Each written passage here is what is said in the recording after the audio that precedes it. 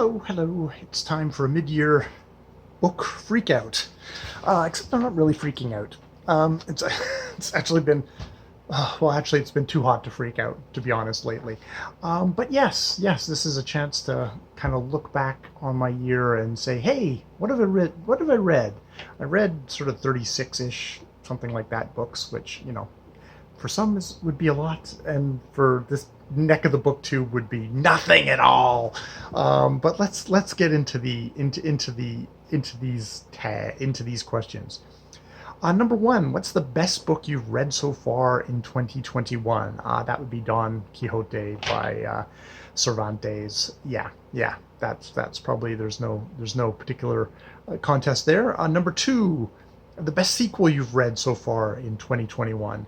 That's probably The Gangster by Scott Sigler, continuation in the Galactic Football League series, and we're in book like number 6 of that series, and it's still actually going pretty strong. I had some questions about that, but of the series that I've read, that definitely would be my favorite for the series that I've continued on. Though I'm in the middle of Murderbot Diaries at the moment, so maybe it'll change mere moments after I finish this one. Number 3, a new release you haven't read yet but want to. I don't know. I guess I'll find out. Number 4, most anticipated release for the second half of the year. Don't know. Guess I'll find out. Number 5, the biggest disappointment.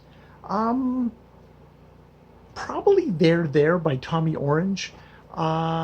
In that I'd gotten a lot of praise on BookTube, so I guess it was kind of built up enough there that I had a certain number of expectations. And actually, it went along really well, but the ending just didn't do it for me. I thought the ending was a disappointment, and that's I guess the thing is, like, a book kind of goes like that, and it's like, oh, but yeah, the ending just didn't do it for me. Number 6, the biggest surprise. So, biggest surprise negatively would be Trent LeBlanc. Jonathan Martorell, which isn't disappointment. It's just that Trent LeBlanc, which is a book of chivalry written in 1490, just had some stuff in it that was really. I really enjoyed the book, and I've actually have downloaded an unabridged version of the book. Put my money where my mouth is, and actually gotten the thing. But it was a book that was. It was definitely something that's written at the height of war between the West and between Islam, and as a result has some really horrific stuff in it. And I mean, there's one way I can understand that. My parents English and were raised during World War II, and so there was still some kind of very strong feelings about Germans because they were fully immersed in the propaganda of that era. But there's that kind of nastiness, maybe even more so in Trent LeBlanc. And the other thing is just is unfortunately that the central relationship in Trent LeBlanc is one that really is non-consensual, in that really in that you force a woman and she will come around and she will love you, which is really vile, really vile stuff. So that's probably the biggest disappointment. Yeah, I'm an emotional reader. There's an intellectual side that's like, okay, look, that's what this era was. These are the times, but you can't help but have an emotional reaction to it. And I think if I didn't, I wouldn't. Why would I be reading anything in the first place? My biggest positive, my biggest best surprise was Butter Honey Pig Bread by Francesca Equesi, which I came to through Canada Reads. Tale of two sisters and their mother, and that was definitely the biggest the biggest surprise of, like, wow, this was a really good book that I really enjoyed and that was nourishing. It's a book with a lot of food in it, but was like that was a nourishing book. Number 7, new author, and I mean I could easily say Francesca Ekwesi there, but I'll go with Beryl Bainbridge, The Birthday Boys, one of my first of my BookTube spin picks, and she's a favorite for me because hey, she's someone who she's had her career, she has passed away, and there are 17 more novels of hers that I could pick up and read, and that's got to be a good thing. And Birthday Boys is actually at the later part of her career, so it'll be interesting to go back and try some of her earlier books, or trying to pick where in there to go. You don't have to be a completist; I can just pick the best and enjoy. Number 8, newest fictional crush. Yeah, I don't really have one this year. I argue back and forth in this. There's nothing that comes to my mind for that. Number 9, the newest favorite character. That would probably be William Stoner from A Stoner by John Williams. Yeah, yeah, he was the great reader. He is somebody who is a reader, that a reader depicted in literature. Uh,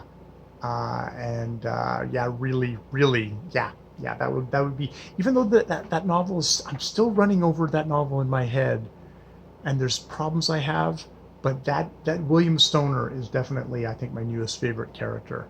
Um, Number 10, books that made you cry, and for that, actually, I'll go with a short story that I just finished, which was Dream of a Ridiculous Man by Fyodor Dostoevsky, which is this ridiculous guy who's thinking about killing himself.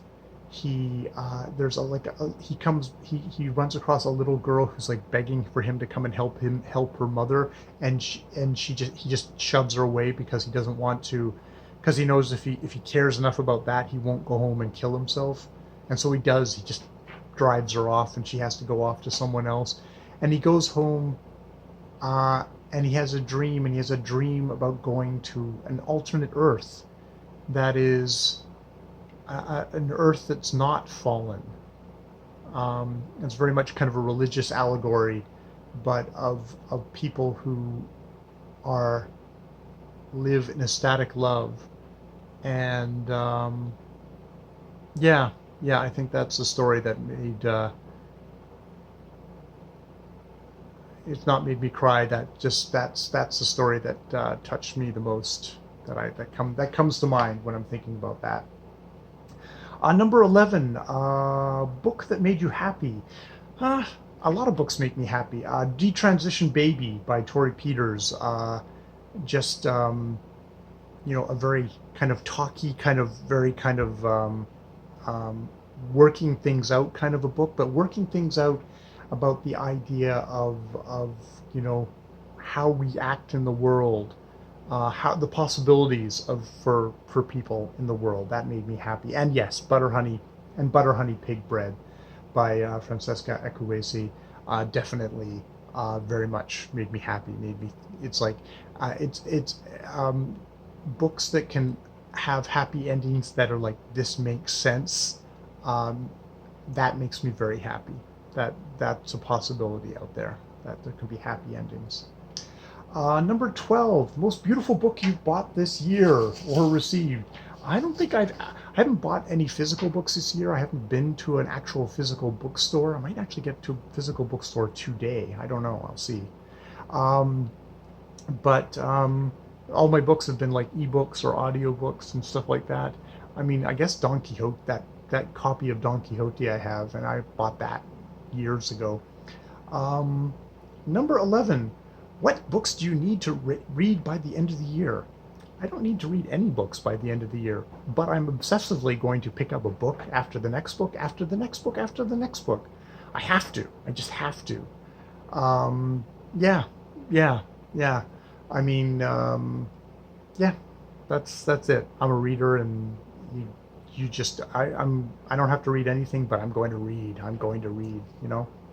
So yeah, this was a tag that was created back in the day by Ellie at Earl Grey Books, who is still booktubing and still does videos and stuff like that, and Chami, who is someone who has blown up to be, I guess, a big well, in booktube terms, is now transcended booktube and is doing other non-booktube stuff and is thus has a giant audience. And I'll leave links down to them below. So yeah, that's my year so far. I'm always like, oh, I haven't read very much, or oh, no, mostly it's I haven't read very much because I'm soaking in the booktube in booktube land where people are reading 36 books in a in a couple of months, not in half a year. But I'm happy with it. I'm very happy. I'm happy that I'm a reader. Yeah, and that I found William Stoner, another fellow reader. All right, and yeah, I'll leave it there. More videos later.